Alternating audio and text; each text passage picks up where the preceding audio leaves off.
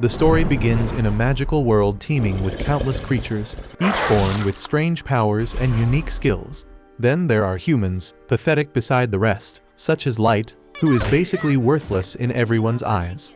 One day, Light leaves his home hoping to become an adventurer and heads to the city so he can sign up and finally change his life. Once he arrived, he met a receptionist who patiently walked him through the registration process. And since this was his first time joining the guild, she told him he would start at F rank, just to make sure he would not be completely worthless in the system.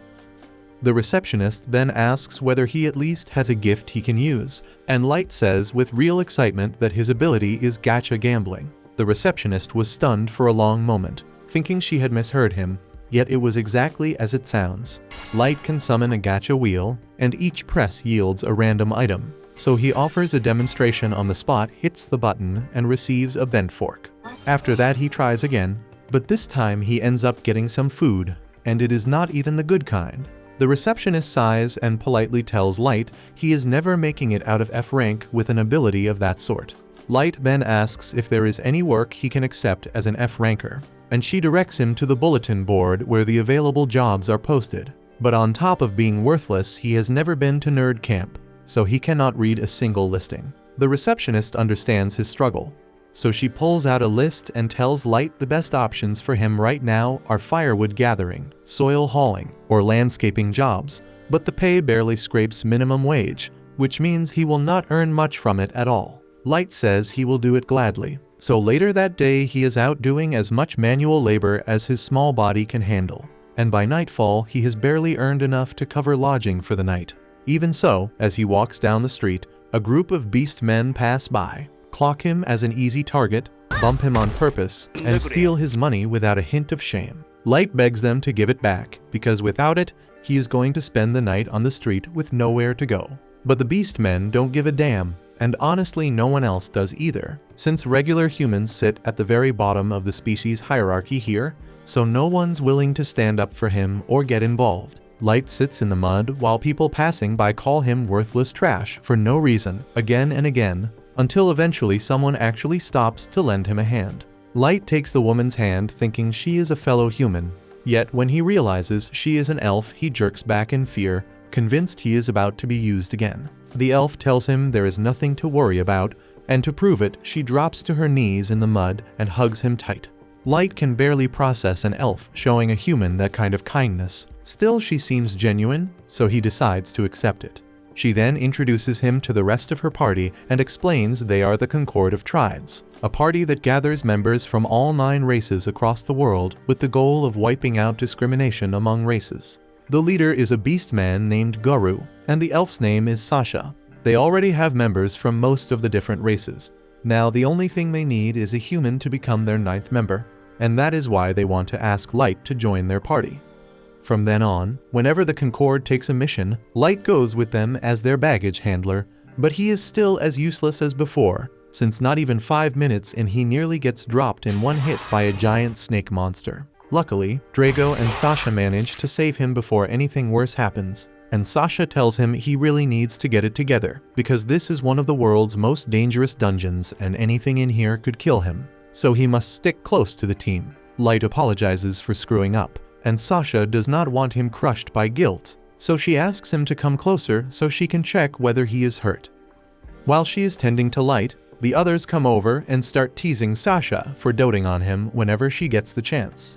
They are done here, so the group keeps moving deeper into the dungeon with Light in the center so nothing bad happens to him. Once they reach a narrow stretch of the path, Guru says this will be a good place to stop. Light figures he's talking about a break, so he sets his bag down and starts making tea for everyone. But Drago tells him that will not be necessary because they're actually here to kick his ass out of the party. Light cannot believe what he just heard, so he asks them if this is some kind of sick joke, and everyone in the party, even Sasha, who was being sweet to him a minute ago, suddenly turns on him and calls Light a worthless, disgusting piece of garbage human.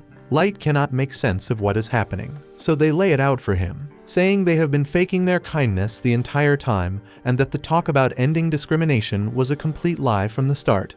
Nothing they said about unity was ever real. In truth, they are among the most racist people he will ever meet, and they have wanted to be rid of Light since the day he joined them.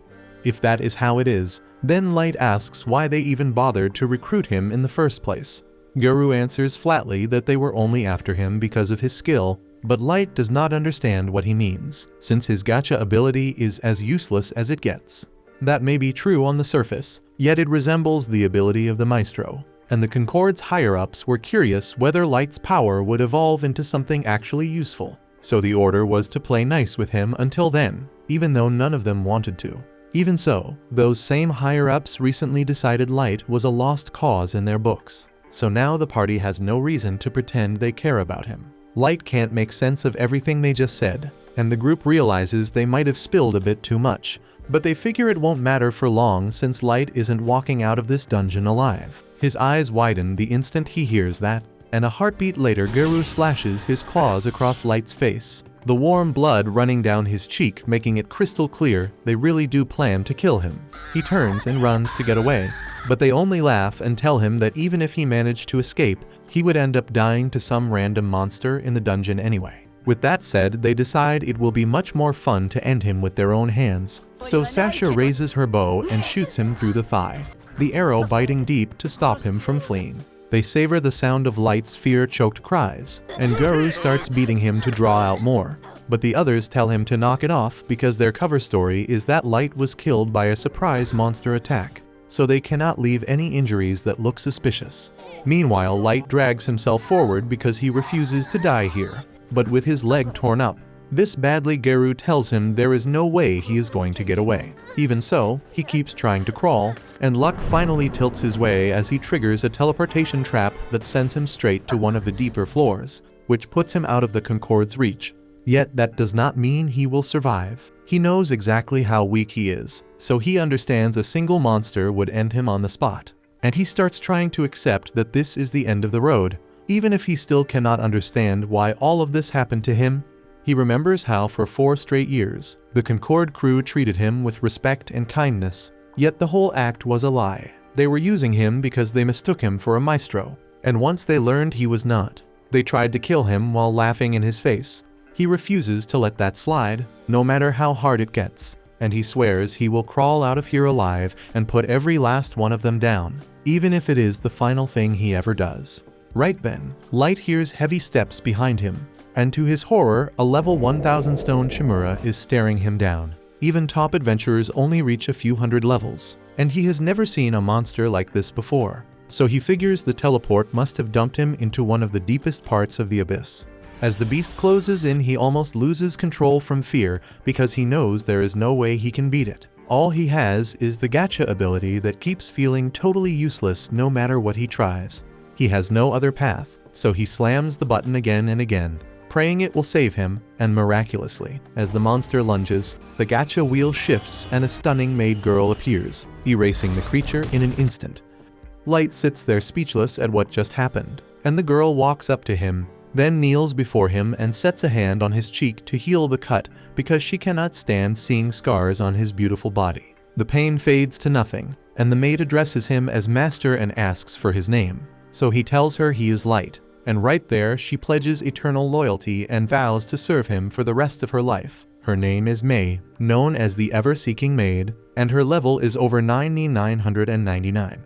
After that, May says she is an ultra-rare pull from Light's gacha, so her very existence is bound to him. But Light struggles to process any of this, since he always believed his gacha was completely worthless, which makes it feel impossible that someone as incredible as May could emerge from it. Right then, May asks permission to probe his ability so she can figure out exactly what it is. And Light is startled when she says she can appraise things, clarifying that appraisal is only one skill among many she possesses. Light tells her she's free to scan him, so she starts the appraisal and quickly becomes genuinely astonished by what shows up on her readout. May explains that Light's gacha has dozens of protective layers woven into it, which means only someone at her level can peer past the shields and see its true functions, and from what she can tell, the wheel can be used an unlimited number of times. She goes on to say the rewards it spits out depend entirely on the local mana density, and that the items range from legendary and super ultra rare down to ordinary trash or even error results. Light is lost for a moment, and May breaks it down for him, saying there is always some mana in the air. But near the surface the mana density is low, which makes unlocking a high-quality pull like Mei herself practically impossible. However, in the deepest layers of a dungeon, the mana density skyrockets, so the chance of a useful summon increases by orders of magnitude. My figure's light must have deliberately gone into the dungeon's depths to coax the gacha's potential. But that is not what happened at all. He came down trusting the people around him, only to be betrayed by those same companions who carved his face, shot his leg, and laughed while they did it. All Light ever wanted was to give his family a better life. Yet they tried to kill him simply because he is human, and he erupts vowing he will never forgive them for as long as he lives.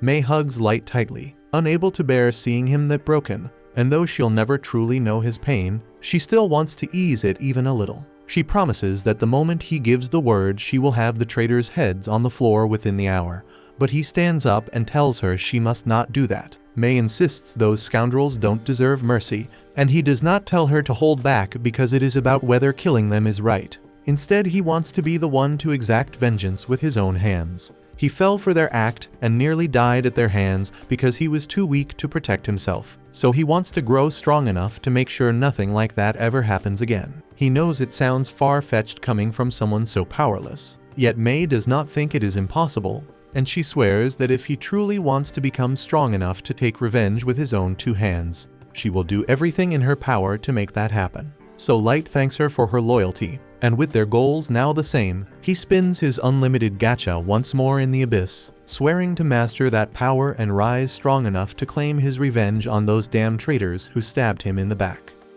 3 years roll by since that day, and now Light rules over hundreds of maids inside a palace he built for himself. Mei stays at his side as she promised on the day she met him. All the maids seem utterly taken with him as they cheer to be noticed, while Mei tells everyone to behave properly. After that, he leaves the castle and heads toward the local market, where everyone recognizes him, a vendor calling him over for breakfast, while others mention a shortage of snack foods across the country. Light promises to handle the problem soon, and Mei tells him not to worry about such small tasks since she will make sure the logistics issue is fixed as soon as possible. Light then realizes he will need a new system for handling logistics because the population here has multiplied several times over the last 3 years. He then asks Mei where the rest of his legendary summons are, and Mei answers that Aoyuki the Beast Tamer is busy drawing maps near the dungeons and scouting the forests for any trouble. Light thinks about the monsters roaming in those forests, yet he knows they pose no issue for a genius beast tamer of her level. Mei continues and says Ellie the mage is hard at work trying to craft the special magic aligned with his grand plan. So Light pins his hopes on Ellie, since the spells he requested are packed with tricky details. Then he checks on Naz, the vampire knight, excellent in close combat but kind of a dumbass outside the fight. Mei replies that she assigned Naz to patrol the castle grounds, which should keep her from using her empty brain and getting into trouble. Light does not mind her, since she keeps things more interesting around the castle. Soon they return to the castle, where Light is called by Jack, the last of his 4 legendary summons, who asks whether Light is ready for some training. Mei looks a bit annoyed and tells Jack he should address Light by his proper title, which is Master. Yet Jack is a true Sigma who does not believe in that feminist crap and completely ignores her. Light tells Mei it is fine since he treats Jack as an older brother, and he says he will head to his training session with Jack now. Inside the training ground, they square up to spar, and with a sudden burst of speed, Light closes the gap on his summon, drives a fist into those washboard abs, and shoves him back with surprising force. Jack looks pleased with the power on display, saying any normal adventurer would have dropped dead from a hit like that. But he can take it since he is built brick wall tough and soaks insane amounts of damage. They meet at center again, fists crashing together, then break apart, and Light follows with a rapid flurry of strikes that Jack slips past with clean footwork. At the same time, Naz keeps patrolling the corridors, head bouncing along, when a few maids greet her and pour on the sweet talk, saying they all feel safe because Naz is always on watch, making sure nothing dangerous is lurking around the corner. Naz lights up, which is exactly what they wanted, and they decide to prank her by suggesting she should go secure Light's bedchambers and make sure nothing is going wrong in there. Naz thinks it is a terrific idea and heads for the bedroom, but as she reaches for the handle, Mei steps out from inside. Naz asks May what she was doing in Light's room since he should be away at training at this hour. May blushes on the spot, saying she was tidying the room while he was out. Naz says she must check the chamber for threats, and before May can shut her down, Naz steps in and notices the covers all ruffled. She blurts that someone must have been on the bed sniffing pillows and rolling around, then says May must have set it up that way on purpose. At that moment, May decides to turn that empty brain to her advantage and confidently says it is her special bed-making style. Naz is impressed and asks if she can learn it as well, but May refuses, saying it is a guarded trade secret she cannot share yet.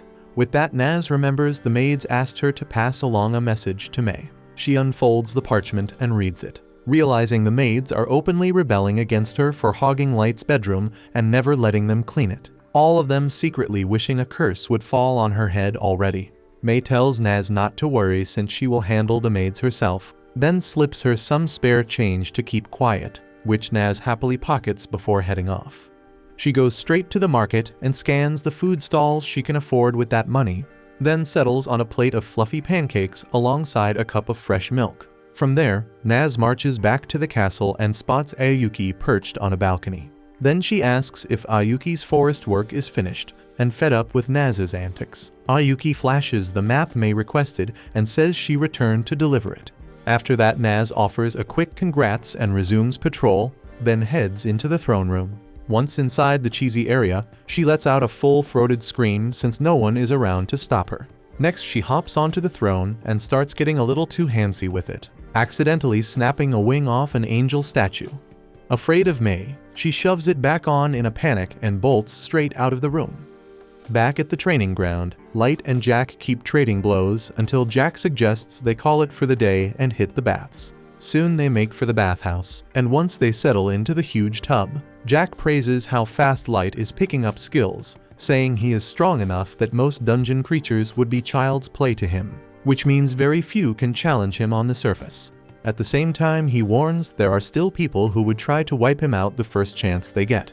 Right then, Light turns serious, thinking of the betrayal from 3 years ago, and says he will not be satisfied until he gets his revenge. Back in May's chambers, she summons the 4 troublemaking maids and asks what the hell their problem is as she reads their letter aloud to their faces, adding with a smirk that they are probably secretly wishing a curse would drop on her head already. The 4 maids fall silent, unsure what to say, then apologize, claiming it was their way of showing support since they know May is overworked. Hearing that, May tells them to forget her workload and focus on their own. Then she denies their request to clean Light's chamber, and instead orders them to scrub the entire hallway to the throne room by hand. By the time the scolding ends, the maids are stunned, saying that hallway is far too long. Yet May tells them to keep at it since it will keep them busy while she is out with Light on a mission. Meanwhile, outside, Naz presses her face to a shop window, staring at a gauntlet she wants to buy even though her purse is empty. Just then, she bumps into Ellie, who asks what has her attention. Naz points at the gauntlet, then asks why Ellie is back so soon since she was supposed to be supervising the new construction work.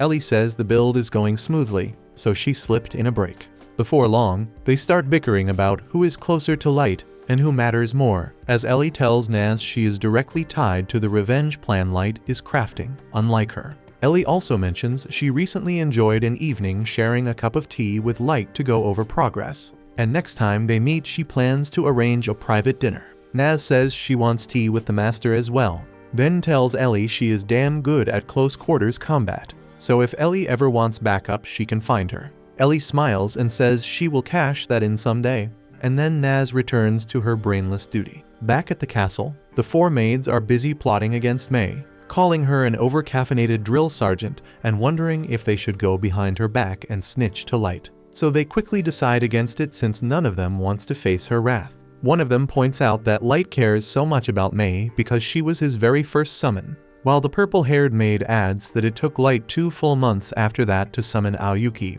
which means he and May were alone in the dungeon that entire time. They get insanely jealous and start rolling on the floor doing weird stuff out of envy, then decide to try some voodoo, sitting at the table and chanting may a curse fall on her to keep her away from Light's room. Unfortunately for them, May overhears everything and storms into their room, cornering them once again. The maids immediately start apologizing, saying they were just jealous and did not mean any of it. May tells them to quit daydreaming about stupid stuff, since during the months between her summoning and Ayuki's, Light was buried in study, learning every branch of magic and grinding through every martial art he could, so there was never time for anything else. That settles the maids for a moment. Then May says she came back thinking she had been too harsh. Now she realizes she was not. So she orders them to scrub the entire throne room as well, since they clearly have time to mess around with filthy little fantasies. The maids have no option but to obey, polishing the throne room until it gleams, and they decide to keep quiet this time to avoid more trouble. While dusting the throne, the green-haired fool bumps off the same angel wing Naz broke earlier, and as the piece hits the floor they freeze in horror, convinced it is their fault and scared of what May might do. The next morning, Light steps into the dungeon and finds Naz, Ellie, and Ayuki already waiting for him. He greets them with a good morning, and Naz and Ellie immediately slip back into bickering. Suddenly, a monster slides out of the shadows, and Light goes rigid as he recognizes a chimera. Even with all his new strength, the memory of that day claws at him, and his blood runs cold the instant he sees the beast. His party shows no fear. Instead, they burn with anger that a chimera would dare rattle him. Naz squares up to chop it to tiny pieces. Ellie asks for permission to erase the chimera line from the world, and Ayuki wonders if she can track down hell itself and hurl the creature into its deepest pit. Right then, their combined aura makes the monster whimper and back away as it understands how hopelessly outmatched it is. Light settles his team, steadies himself, and walks toward the creature to give it a gentle pat. Knows that even if he gave the order as a joke, his legendary summons would truly wipe out the entire race. Then he turns to them and says it is time to move toward the surface, because today marks the start of their plan for revenge. Back on the surface, Garou gets showered with praise by the beast folk, and the second he spots a human, he knocks him flat and spits on his face. He heads to a bar and tells his followers to order whatever they want, and they feel honored to share a table with him because he rose from a mangy pup to their future leader. He says it wasn't easy, telling them they need to find different ways to use the skill every beast folk is born with, and they nod since they believe his talent sits a cut above the rest. He adds that it all comes down to smell because he uses his nose to sniff out which jobs are easy, and those are the only quests he accepts. After that, they ask about the Concord of Tribes, and even though he cannot give them any details, he remembers how simple it felt since all he had to do was eliminate a weak human. It still bugs him that they never found Light's body. Even so, he figures Light would never survive a dungeon, and while he is curious about what Master really means, he knows digging into it will only drag him into trouble. May suddenly cuts in and says she is Light's maid, which throws him for a loop. She adds that she has been searching for Light for a long while, and that makes him wonder whether she knows something about what they did to him. At that point, she states that Light is of noble blood, yet Garou refuses to buy it. May then says she cannot share specifics, and even if he thinks she is lying, he realizes that if there is any chance she is telling the truth, he could squeeze a lot of money out of her. She explains that while tracking Light, she learned he joined a party, and she also heard rumors that he died in the dungeon. Right then, Garou asks what she needs from him, so she tells him to escort her to the place where Light supposedly died, and she flashes the gold she is ready to pay, which stuns everyone around them. He assumes she might be luring him into a trap. Still, he does not care because even if she pulls something, he can handle her easily. He agrees to help and declares he is the future leader of the wolf tribe, so he will bring his best men to escort her, and he notes that even without the money he would still help because Light was a brother to him. As they head for the dungeon, Garou thinks about getting May to her goal, but under his breath he vows he will ravish her body on top of Light's grave. As they reach their destination, Garou says that when monsters ambushed their party, Light stumbled into a teleportation trap, so no one saw him again. After that, he orders his men to cover the exit, and he privately thinks humans are pathetic creatures, so easy to manipulate since they swallow every lie he feeds them without a thought. May says she feels sorry for Light because if she had started serving him a little earlier, he would not have suffered kicks and arrows. Suddenly, Garou stiffens because only Concord members and a few elite executives know what actually happened in that incident. So he asks who she is, and he starts wondering if another tribe sent her to spy on him. That makes her irritated, and she says her loyalty belongs to Light alone and nothing else. As she prepares to strike, Garu cannot believe a human is making him feel fear, and he thinks this might be the end for him. Suddenly Light shows up and tells her to stand down, and Garu cannot believe what he is seeing.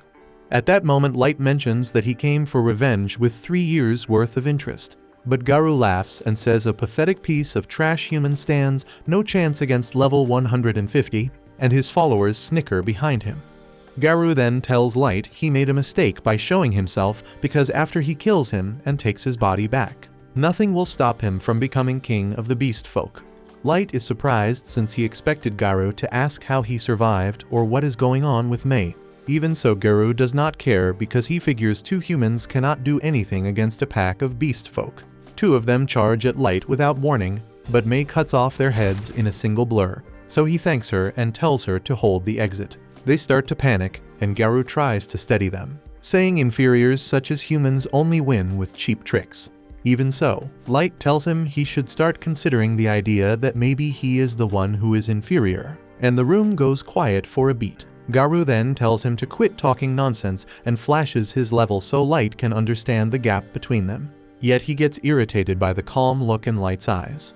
Light then asks him to explain why an inferior human just eliminated 2 beast folk soldiers if the gap is so wide. So Garu snaps that Light must have used some magic item, then orders his men to attack. Suddenly they all charge at Light, but he sends a massive shockwave that blasts every one of them away.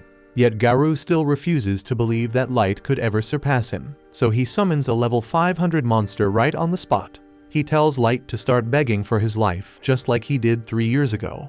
But Light only shakes his head in disappointment. Then he calmly says he'll let Garu take the first hit since he won't move an inch from where he's standing. The monster fires a massive energy blast from its mouth, and everyone is stunned when it does not even scratch Light.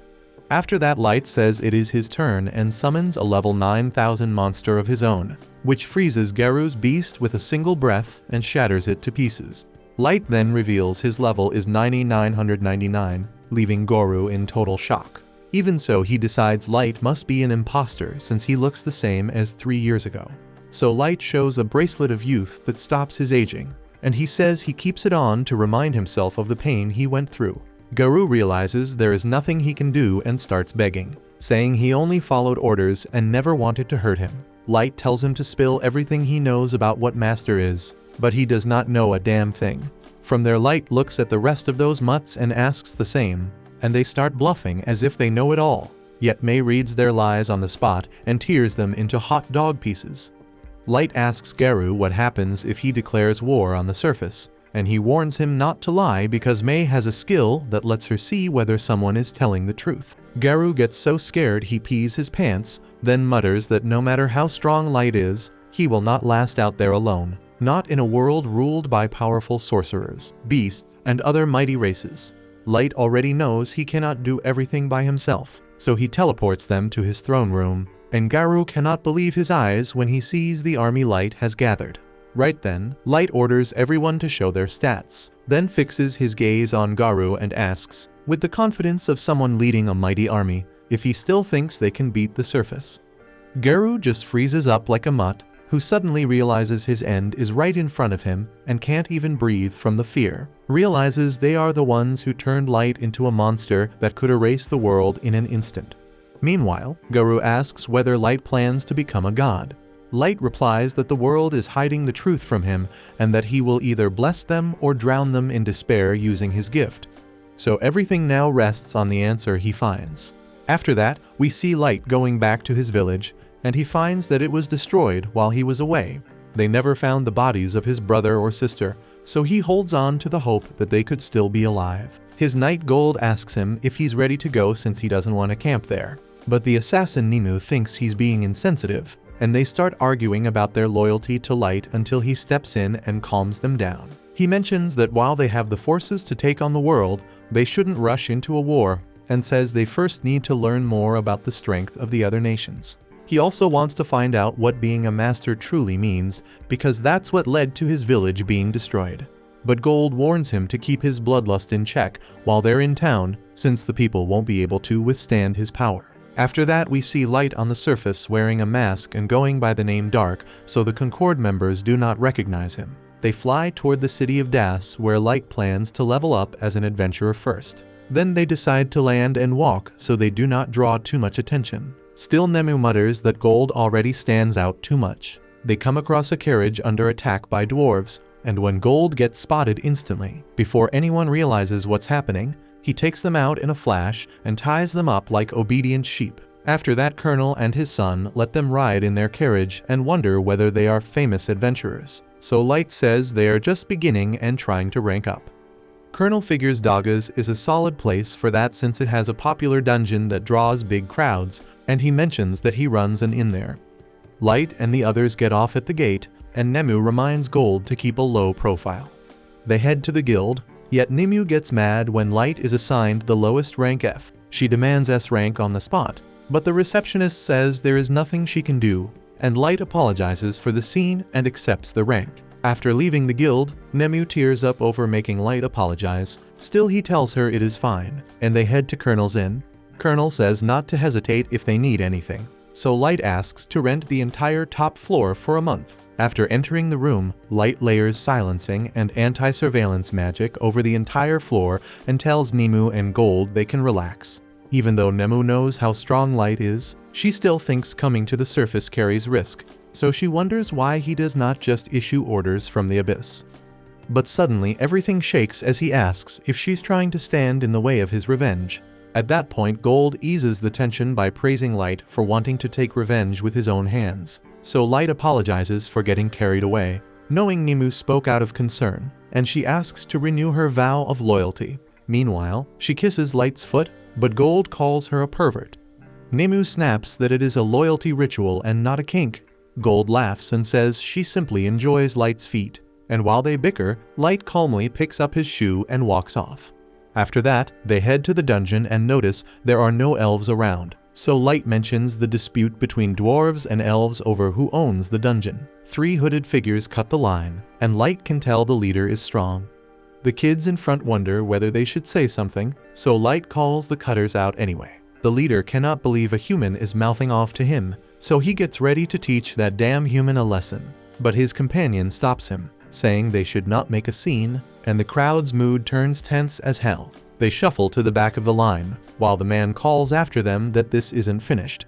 After that, we see people around them praise Light for speaking up, while the kids say they're sorry for staying quiet, yet he tells them it's all good. They point at Gold's armor, asking if it's real gold, and Nemu explains it's just paint since true gold is too soft to forge into proper armor. The kids then ask if this is their first run in this dungeon, and Light wonders how they figured that out. They say the floors here sprawl wider than usual, so most parties haul supplies and camp inside overnight. Once the chatting wraps up, their turn finally comes, and they start thinking about what waits inside since they've never tried a different dungeon before. Nemu senses no one nearby, so Light uses his cards to lift them into the air and push for the next floor as fast as possible. At the same time, the elf Kaido from earlier slices through a band of orcs, still fuming over Light's insult. He says he was the youngest ever to join the White Knights, the elite force of the Elden Kingdom, and that he carries a master's blood. His companion Yanak tries to calm him, saying they have to reach the 3rd floor, but Kaido thinks he got looked down on because of his level, admitting he is capped at 1500. He insists he should be stronger with master blood in his veins, so Yanak promises to help using his research, while Kaido plans to toss him aside once he has served his purpose. Over in another section of the dungeon, Light and his team finish off trolls on the 3rd floor, and Light tells the others to gather the magic stones as proof they made it that far. After that, as they fly out, they spot the same kids from before struggling against a cluster of goblins. The kids bring the goblins down, but Light suddenly appears, and they see he stopped a snake mid-strike before it reached their mage. They thank him sincerely, grateful for his help. At that moment, Nemu feels an enemy approaching, and a pack of wolves bursts out from the trees. The kids get ready to run, but the wolves ignore them, and suddenly a giant scythe mantis emerges from the forest. So vicious it makes the air feel what the hell heavy. The kids cannot believe their eyes since the mantis species was supposed to be wiped out 10 years ago, and there is no way they can deal with one on their own. Right then, the leader urges Mia to hit the mantis with some magic to draw its attention, but he already knows that won't cut it. so he turns to Light and the others, pleading for their help to confuse the creature so everyone can get out alive. After hearing that the plan is to retreat, Light asks if that means they will not mind if he takes the mantis for himself. The kids think he is out of his mind since a mantis like that should be at least level 500. But Light tells them there is no need to worry because he and his companions can handle it. Gold steps forward to take the first swing, and to his surprise the mantis manages to block a string of blows without taking much damage, which tells him those claws are sturdier than he expected. Light steps forward next and fires off a blazing arrow straight for the mantis, but before it even hits, the creature deflects it and whips it right back at him. As the kids watch, they decide Light and his team might be in trouble, so they ask Mia to hurry up with her attack magic. Still, she is far too excited by what Light just did to focus properly. He has just used combat-grade magic without an incantation, and she never imagined that was even possible. The others do not know much about magic, so they cannot tell what counts as impressive, nor can they figure out how to help his friends in that moment. Gold then tells them they are better off sitting this one out. As a bonus, he says he will give them a quick lesson on what it means to be a knight. And first he explains that a shield is not limited to defense. As the mantis lunges, he pivots and cleanly parries the strike with his shield, shattering the mantis's claw on impact. He adds that a knight must never miss an opening, so while the mantis is still recoiling from the pain of losing its claw, Gold rushes behind it and chops off one of its legs. Light follows with more fire arrows, and this time, when the mantis swats them aside, the shots curve mid-flight and spear into its back. Light has taken control of the arrows, so now no matter what the mantis tries, they will keep finding their mark. One by one the mantis's limbs are blasted away, and it understands it stands no chance against Light. So it bolts for the forest, and Light is genuinely surprised that it is smart enough to choose a retreat. Light is not going to let it escape after all this, so he casts a firewall in front of the mantis to keep it from reaching the forest. And Mia is absolutely losing her mind because she has never seen anyone deploy such broad tactical magic that instantly. There is nowhere left for the mantis to run, yet it still has its wings, so it takes off into the sky as a last attempt to get away. But before it can flee, Nimu leaps after it and dices it to pieces in midair. After she lands, Gold tells her she messed up, and that gets under her skin because she thought she was doing exactly what Light wanted by destroying the mantis. Gold points out that she also destroyed all the valuable parts, so now there's no way for them to sell anything, and Nimu quickly realizes she really did mess up. She quickly apologizes to Light, but he tells her it's nothing to worry about. At the same time, the kids stand off to the side and wonder whether they truly watched a human defeat a big mantis or whether they just hallucinated the whole thing. A few minutes later, while sifting through the mantis goo, the kids happen to find its magic gem, and by sheer luck it is still in one piece, so Light will be able to submit it as proof of what he accomplished. Before they move on, one of the kids walks up and asks if he's from some famous adventurer party since he seems way too strong to be a beginner. But Light tells them that they're all just F-rankers, leaving the kids completely stunned. After a few moments, Mia uses her magic to form a water ball and offers to let Light wash the mantis goo off himself. Light appreciates that she would spend her precious mana to help him clean up, while she says it's the least she can do. Since it is getting late, the leader asks Light and the others if they would camp with them for the night, because roaming after dark is dangerous, and because Mia really wants to talk about magic with Light. And since there is no harm in it, Light agrees to stay. While the group eats, Mia asks Light all sorts of questions about his past, yet he cannot reveal his plans to her, so he makes up a cover story and says both of his parents were powerful mages, which is why he is so good at casting without incantations, and that explanation makes sense to Mia. Meanwhile, her brother admits he still can't see what makes it so impressive. After hearing him say that, she launches into a long explanation about how incredible Light's magic was, and she breaks it down into 3 main classes. First comes combat class magic, meant for a single target. Next is tactical class magic, wide area spells such as the firewall Light used earlier. And finally, there is strategic magic, with the power to affect the world on a global scale. It covers things like triggering earthquakes or calling down meteor strikes. Yet it usually demands a team of elite mages pooling their mana and chanting long incantations to pull it off. For the other races, pushing advanced spells comes easier.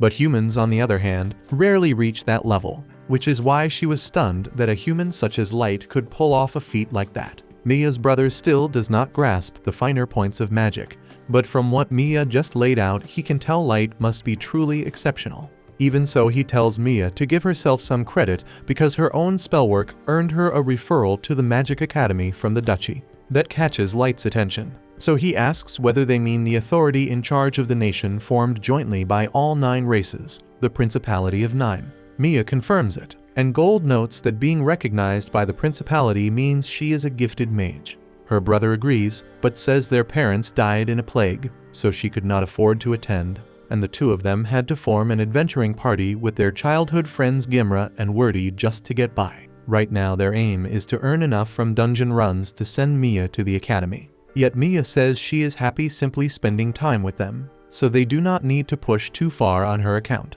Her brother promises he will not do anything reckless, and watching the two of them talk this way reminds Light of the days he spent with his little sister. Right then Mia and her brother ask why Light chose to become an adventurer. So he spins a cover story and says his parents died in a fire and he was left with severe burns. He says he is searching for a magic potion to heal himself, and no one knows what to say. Gimra hates the tension and gets up to ask if Gold and Nemu are dating. Nemu snaps into a defensive stance and says she would never date someone such as Gold, while Gold stays calm and says he has no interest in a woman as immature as Nemu. Elsewhere in the dungeon, Kaido is busy cutting down orcs to fetch Yanak the research samples he needs for an experiment meant to break the level caps placed on each race. Now that he has enough magic material prepared, Yanak says the last piece is a human test subject, and Kaido already knows exactly who he wants to hunt for the trial. Some time passes, and Light heads to the guild to exchange his latest haul of magic stones. A large crowd gathers around him because no one has seen someone return with that many magic gems. After Light and the others defeated the Manties, they built a name in the city, and people now call their party Black Motley. The receptionists have started treating them much better lately, and Light is pleased to receive that attention since it was part of his plan from the start. As he and the others walk toward the dungeon, a man on the road calls out to him, and Nemu goes immediately defensive. But the man says he is not looking to cause trouble. He gives his name as Suvalin and points to his buddy Gilbert. They heard that Light's team defeated a giant mantis and pushed all the way to the 5th door. When he saw Light passing by, he felt he had to speak. Yet the rest of Gilbert and Suvalin's party shout that it is time to head in, so they say their goodbyes and disappear through the gate. Light thinks it is nice to give the town's humans some hope, even as other races glare with envy and insist he is a fraud. He expected plenty of people to refuse his achievements, so he will force acknowledgement with results no one can argue against. Once he steps into the dungeon, Light tells Gold and Nemu he plans to head back down to the 5th floor today. Before that, he spots the kids from earlier. He decides to head down to say hello. Mia and the others are surprised to see him since it has been a while since their last run-in. Mia's brother says the timing is perfect because there is something Mia has been wanting to give him. Mia looks a bit nervous at first, then hands Light a small clamshell packed with ointment she prepared herself. She remembers him saying he carries severe burns, so she made it to ease the pain a little. Light is genuinely grateful for the kindness, even if the gesture makes him feel a touch guilty for spinning the story about those burns. To make up for it, he decides to return the favor and pulls out one of his items as a gift for Mia. It is a bracelet, and it looks truly elegant, so Mia hesitates because she is not sure she should accept something so valuable.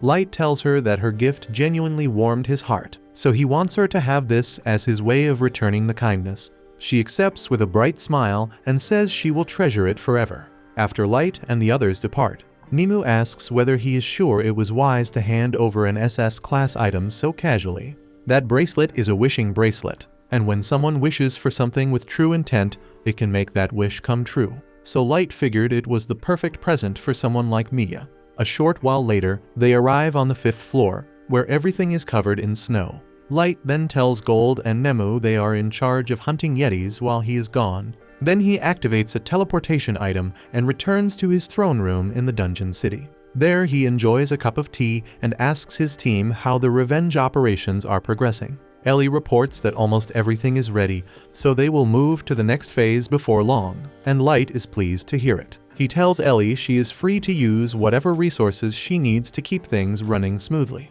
In the meantime, he wants Mei to continue managing affairs in the Abyss and Aoyuki to keep scouting. Just then, Naz asks whether there is anything he wants her to handle during this stretch.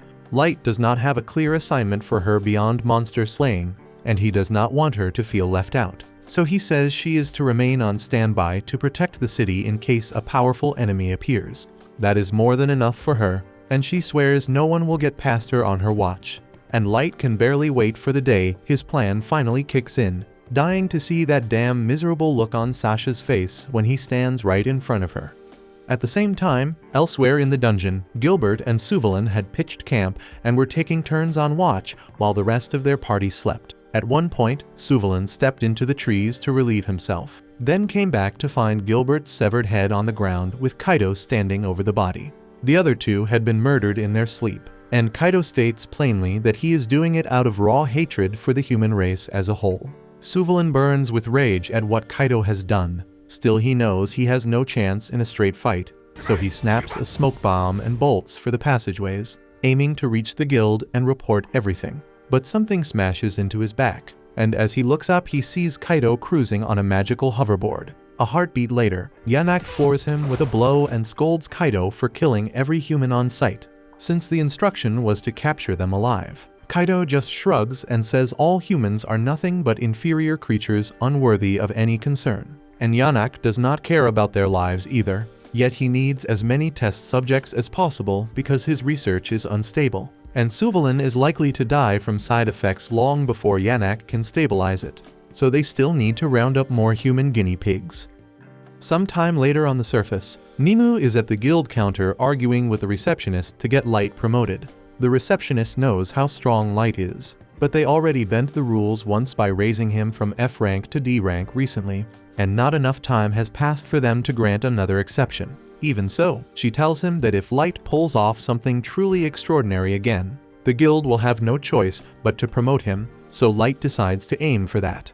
Later that day at the inn, he's holding a poster about an unknown killer targeting adventurers, and taking this killer down should count as a big enough achievement, so he decides to hunt the culprit. The problem is that he has no leads to follow, which will make the job very hard. Gold suggests using his gacha ability to draw a card that could help track the killer, but Light explains that the cards he gets are completely random, so the chances of pulling a tracking card are very slim. Hearing that, Nimue asks if they should head back to the Abyss and bring someone whose skills are better suited for tracking, and the idea does sound useful, but it would take too long, and Light does not want to waste time chasing the killer. The targets so far seem to be humans only, and he refuses to let that go unpunished. Right then, all three of them feel a space rift open in the room, which means something is about to appear, so they move into formation and get ready. To Light's surprise, when the portal opens, Mia falls out of it unconscious, and as he catches her, the miracle bracelet he gave her snaps in two. Light has no clue what she went through, but he knows it is serious, so he carries her to bed, and while he is doing that, he hears her mumbling that she needs to hurry and tell him something. He casts a healing spell on Mia to help her recover, but she is still in no state to talk, so he quietly apologizes and says he will have to reach into her mind. He uses a powerful mind spell on her, and as it takes hold, he sees a flashback of Mia and the rest of her party meeting a second group of adventurers. The second group warned them to stay alert because there had been reports of an adventurer killer roaming around, and the killer was targeting humans only. The kids had heard a little about it before, but they assumed it was just a rogue monster. Now that they thought about it, a monster wouldn't single out humans the way this one did. Hearing that made Mia nervous, since she knew their party wouldn't stand a chance if the killer showed up. The same went for the other group, which was why they planned to leave as soon as possible. Before heading out, they told the kids they should leave the dungeon as well, because until the killer was caught, humans wouldn't be safe down here. The warning hit them hard, so they decided to head back right away. But they hadn't expected to make such a long trip back to the surface, and everyone was exhausted. Because of that, they didn't manage to reach the exit before nightfall. Yet they couldn't stop since they had no idea when the killer might appear again. In a stroke of terrible luck, they soon heard Yanak's voice telling them it was dangerous to be wandering around this late. At that moment, the kids still didn't know Yanak and Kaido were behind the killings, so Mia suggested they warn them. The group explained that there had been a series of murders happening in the dungeon and told them it would be safer to return to the surface. Kaido and Yanak thanked them for the information, and for a brief moment the kids felt relieved, assuming they were just normal adventurers like themselves.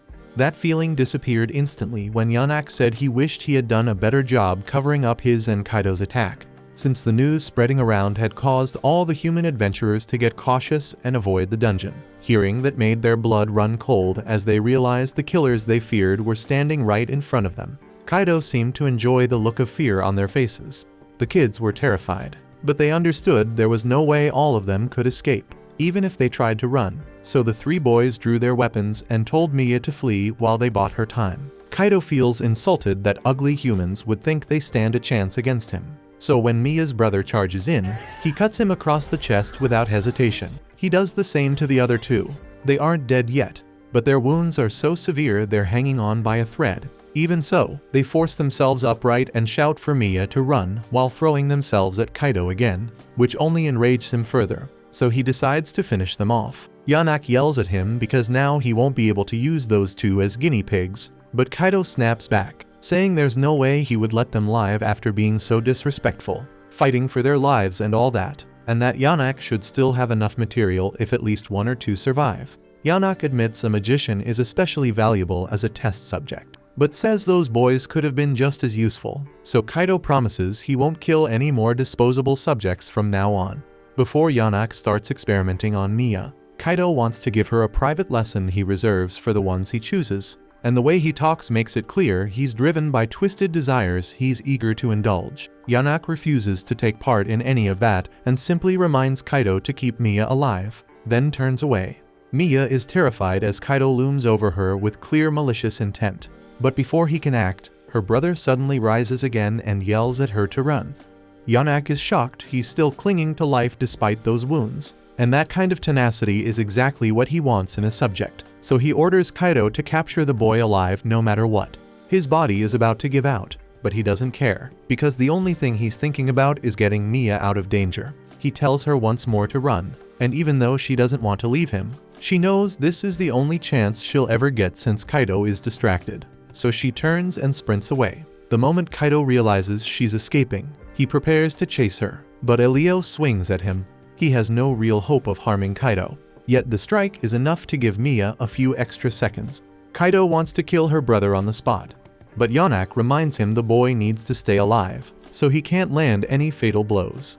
At the same time, LVL has been muttering to himself, trying to figure out any way to stall Kaido long enough for Mia to escape, and his mind goes back to the first lesson he learned from Gold when they met. Gold told him most people think a sword is only for attacking and a shield is only for defending. But real battle is about creativity and skill, so you need to catch your opponent off guard if you want a chance to win. LVL puts that lesson to use and suddenly throws his sword at Kaido. Kaido assumes that must be the attack, so he leans back to dodge it. And in that moment when he looks away, LVL closes the distance and slams his shield into Kaido's jaw, knocking him down.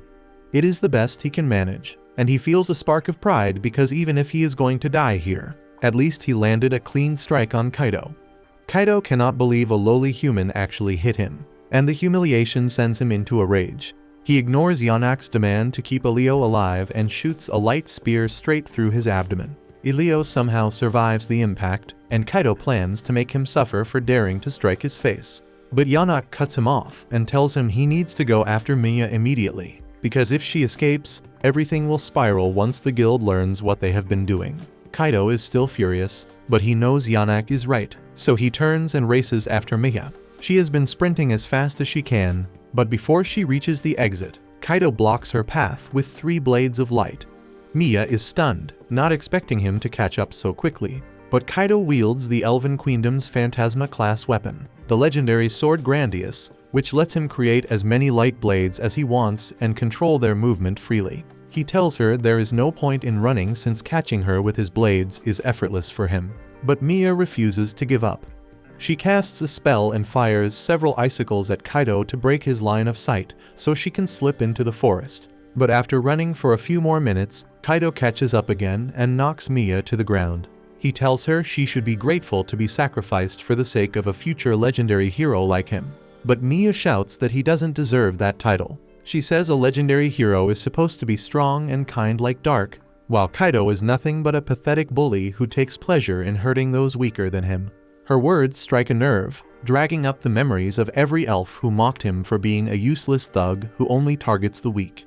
It was one of the reasons he was exiled from Elven society in the first place, but instead of accepting the truth, he blames everyone else for failing to recognize how great he thinks he is. His anger explodes again, and he forgets all about keeping Mia alive, raising his blade to finish her. Mia knows she cannot dodge this one, yet she refuses to give in and desperately tries to think of any way to reach Light and beg for help. And right then the bracelet activates.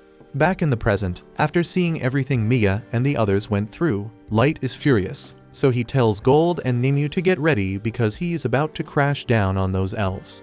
Down in the dungeon, Yannick tries to heal Leo's wounds, but the damage is so extreme that it is already too late, and he is furious about losing such a valuable subject. At that moment Kaido returns, and Yannick immediately asks whether he managed to catch the girl, but Kaido admits he lost her. Hearing that sends Yannick into a panic. He asks how Kaido could possibly be outdone by a little girl. But Kaido snaps back that it was not his fault because how could he know she would just vanish into thin air? Yannick cannot believe it since a human child should not have access to any kind of teleportation tool. Yet that is clearly what happened. He has to face the reality of the situation, and the reality is brutal. If Mia tells the guild what happened, word will spread to the Elf Nation before long, and once they learn where Kaido is hiding, they will come for him for stealing the Grandia's sword. Worse yet, the Elf Nation will almost certainly send their head knight, who is said to be around level 3000 with personal knights no lower than level 2000. In other words, Kaido and Yannick both have nowhere left to run. Their only shot at surviving now would be to rely on Yannick's research and try to make Kaido strong enough to face the Elven Knights. But before they can leave to start any of that, Light suddenly appears in front of them and tells them they are not going anywhere. Kaido recognizes him as the guy who called him out for skipping the line when he first came into the dungeon. Yet he cannot understand how a human managed to sneak up on someone who is level 1500. Light is saddened to see Gimra and Wordy lying lifeless on the ground, and it is already too late to save them, so he closes their eyes and apologizes for not getting there sooner. Gold then grabs Ilio's body, and since there is still a bit of life left in him, Light might still be able to save him. He casts healing magic on Ilio, then turns back toward Kaido and starts to ask why he would do something like this. He corrects himself right away, saying he does not care what self-centered reason they might have, because they made his friends suffer, and he swears on his own name that he will make them feel pain so unbearable, they will beg for the sweet release of death. Light then tells Nimue and Gold to stay out of this because he wants to handle it on his own, and that alone offends Kaido, who cannot stand that Light thinks he can defeat him by himself. He is sick of insignificant humans defying him even though he sees himself as vastly superior, so he says he will take his sweet time torturing Light before killing him. Then he launches his first strike, but Light stops it with ease using his staff, and he is a little disappointed in Kaido because he was expecting much more power from him. Kaido completely loses it after Light nearly knocks him out with that same staff and decides to use his sword's full power to take him down. But even when dozens of blades of light are fired at Light, he easily counters every single one with ice magic, leaving Kaido in utter disbelief. Kaido starts throwing a tantrum because he cannot accept that a human is actually better than him and keeps shouting that with the great sword of the ancient maestro he should not be losing like this. Light honestly is not paying much attention to his rant until he hears Kaido mention maestro, and at that point he suddenly becomes interested, since this is exactly the kind of information he has been looking for. He asks how Kaido knows about maestros, and Kaido laughs and says there is no way he would not know, because he was born with the blood of a maestro. Thank you for watching to the end. If you enjoyed this recap, please hit the like button and subscribe. If you have any suggestions or tweaks, share them in the comments. They help me improve.